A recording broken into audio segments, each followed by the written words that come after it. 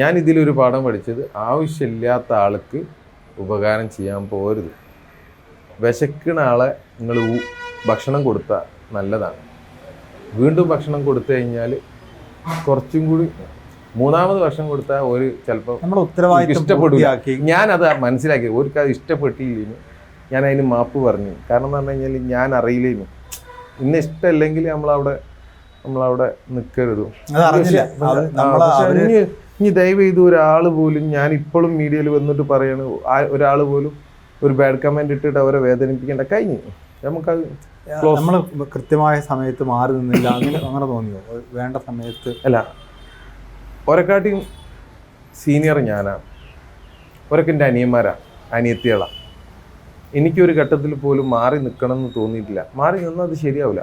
ഞാൻ ഇല്ലാത്ത ഘട്ടത്തിൽ ആദ്യത്തെ 3 ദിവസം ഉള്ളതിന് കൊണ്ട് ഒന്നും നടക്കൂല എന്ന് തോന്നിയപ്പോഴാണ് ഞാൻ രംഗത്തിറങ്ങിയത്. എൻ്റെ ബ്രദറിനോട് ചോദിച്ചാൽ മതി,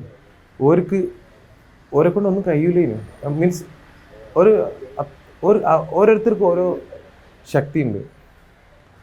അതായത് ഞാൻ വാങ്ങിയ അടിയും അവരെ അടിക്കാതെ നിൽക്കാനും ഒക്കെ നമ്മളെ കൊണ്ട് കഴിയുന്നമാതിരി ശ്രമിച്ചിട്ടാണ് ഇതാവണത്. പിന്നെ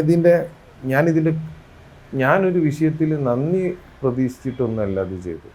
എനിക്ക് ഒരു ഫാമിലിൻ്റെ അടുത്തുനിന്ന്, അതായത് ഞാൻ എൻ്റെ ഒരു സഹോദരന് ചെയ്തതിൽ എന്ത് നന്ദി നോക്കാനാ?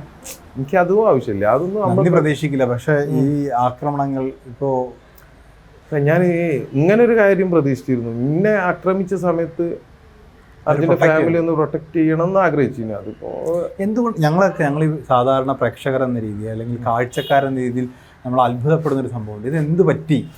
അതെ, അതങ്ങനെ വെറുതെ ഞാൻ അങ്ങനെ തന്നെ ആഗ്രഹിക്കുന്നത്, ഇപ്പോഴും അതന്നെ ആഗ്രഹിക്കുന്നത്. അവരിഞ്ഞ എത്ര തള്ളി പറഞ്ഞു കഴിഞ്ഞാലും നമ്മൾ ഒരിക്കലും തള്ളി പറയരുതെന്നാണ് ആഗ്രഹിക്കുന്നത്. ചെറിയ ചെറിയ തെറ്റിദ്ധാരണകൾ ആരൊക്കെ വരുത്തിയതാണ്.